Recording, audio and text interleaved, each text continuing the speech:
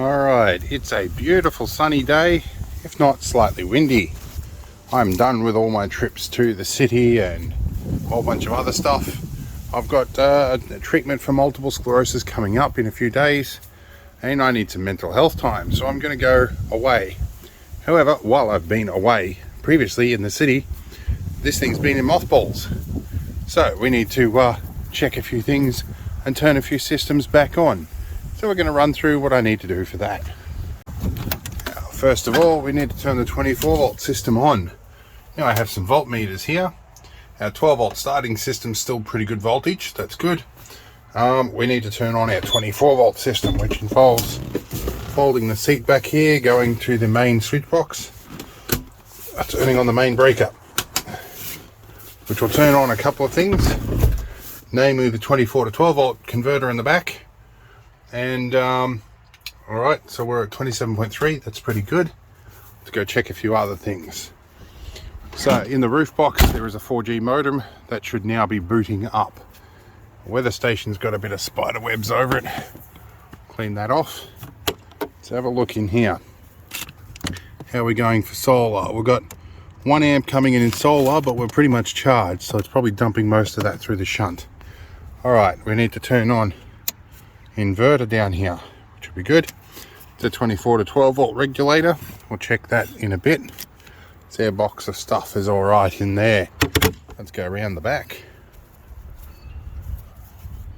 Yeah, around the back here, it still looks a bit like a bomb's hit it, but that's what happens. We're going to turn on the interior master. All right, that turns on the accessory sockets over the back there, one of which is connected to the fridge. And turn our fridge on. It's currently 17 degrees in there. We want to turn it to about 3 degrees is normally what I do. It looks like -3, but that's because the display is a bit broken.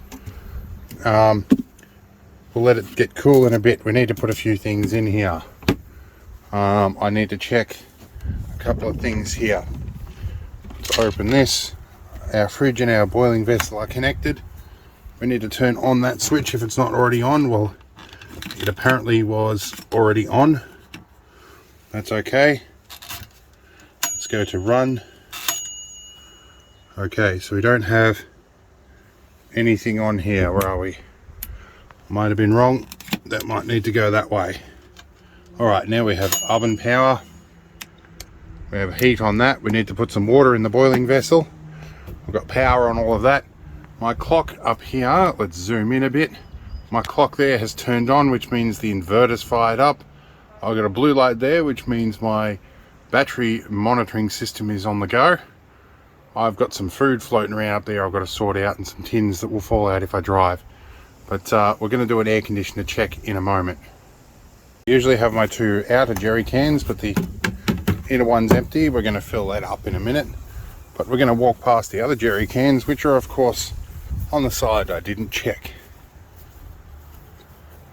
Now I just fueled this up with a jerry can and couldn't find my filler neck with predictable results, so we're tripping a little bit out there at the moment. Alright, that one's full. This jerry can's empty. We're going to rip that one out and fill it up.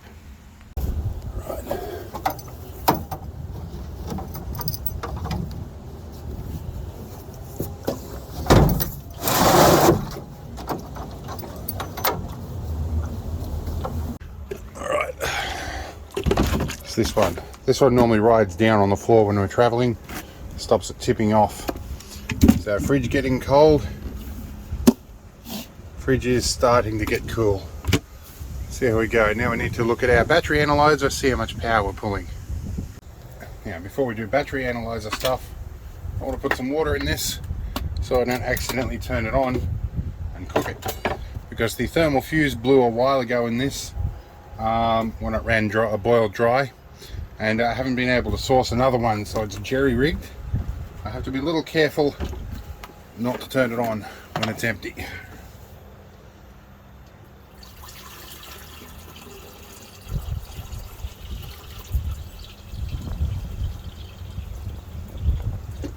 Takes around about 3 litres, and I'll run that while I'm driving. while the alternator is running up the front, because we have two alternators. Big 100 amp 24 volt one. That will give me a decent amount of hot boiling water when we get to where we're going, and I can usually nurse that through on the low setting through the night without minimal use on the battery. Now, being as we have perfectly clear skies and it's around about midday and it's relatively cool, we should be getting pretty good output from these panels. So we are pushing about 15 amps, which is about what that the combination of both the fridge and the boiling vessel. So we're doing about right. Let's come up to meet that demand. Now I've got roughly 700 watts up here. I think they're both two 340 watt panels, so that should keep up reasonably well. I may take my generator with me. The cost of my usual campsite this time of year is $185 for 3 nights, and it's a 3-night minimum because it's the tail end of school holidays and the weather's so good, it's packed out. So we're going to make use of free camp, but it does mean I've got to check on my fuel.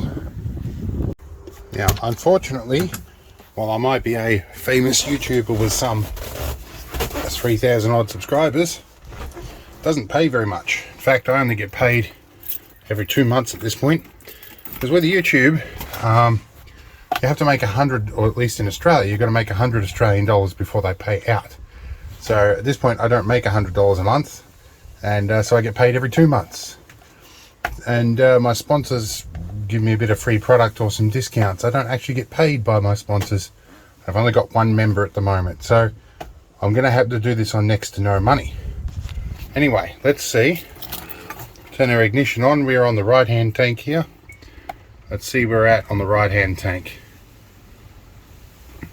Right, I did fill with jerry can, and the jerry can, I'm pretty sure I filled it right up. It's just until you wobble this around and get the thing warmed up a bit, it won't come up to full.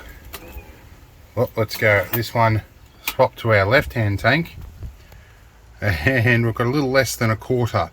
And I don't like going into the red zone here because you start to pick up junk out of the tank and the sedimenters, and if you run out of fuel on this, you've got to figure it out on the side of the road and bleed all the injectors and all that crap. It's not fun.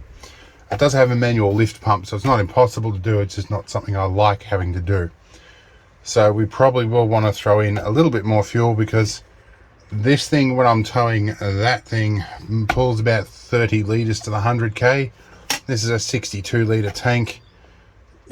Yeah, we want to have a bit of reserve, so I might put another 20 bucks in. That will be about what I've got left in the bank, and we'll try and find some stuff in the freezer in the house we can whack in the oven. I think I've got a couple of ration packs in the back. Now, a couple other things we need to check here. That's my GPS speedo. Let's see if we are charging and see if the GPS works. So that is charging. That's good. GPS is not coming on. These are always on, these points, but that is not on for some reason. Needed a bit of a wriggle, bit of oxidizing. So my GPS is going to come up. Let's check radio. Alright, radio is going to work, and the coding is on. I've got my fast charging capable here. All this stuff's all in good positions. Alright, we want to check our rear view camera, see if that turns on again. Right, that last time I was in the field, I had to dismantle that and unsolder the battery terminal to reset it. So you don't turn those on and off too much. And hello here behind the camera. So one thing I do need to do is engage the brakes. However, you can bend this whole assembly if you leave that disengaged when you're hitching up. These are override brakes. When the trailer tries to catch up to the vehicle, this whole thing slides in, pushes this lever out, which pushes the brake cylinder in and engages the trailer brakes.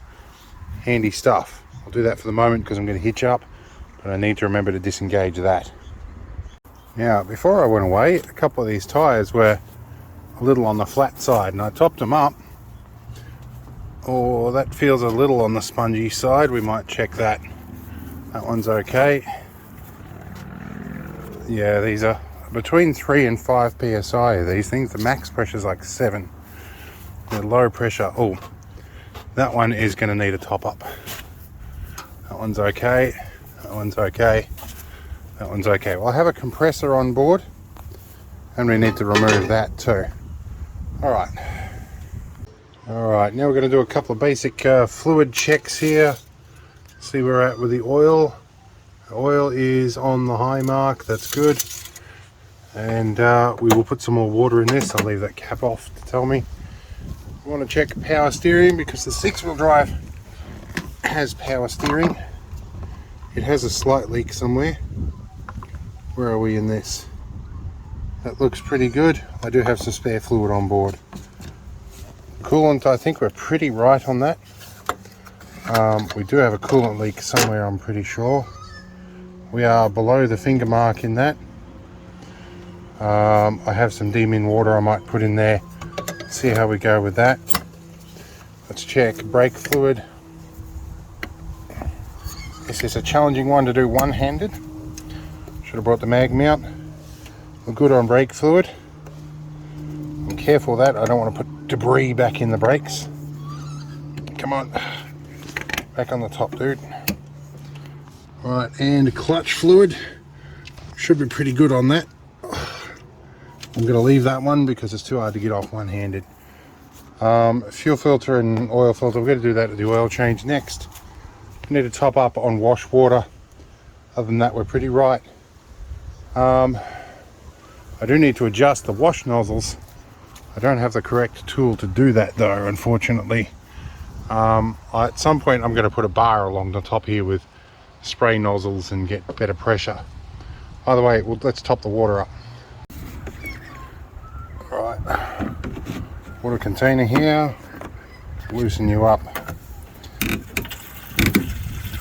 Should be the easy way to top it up. Now we'll top it up off the tap again.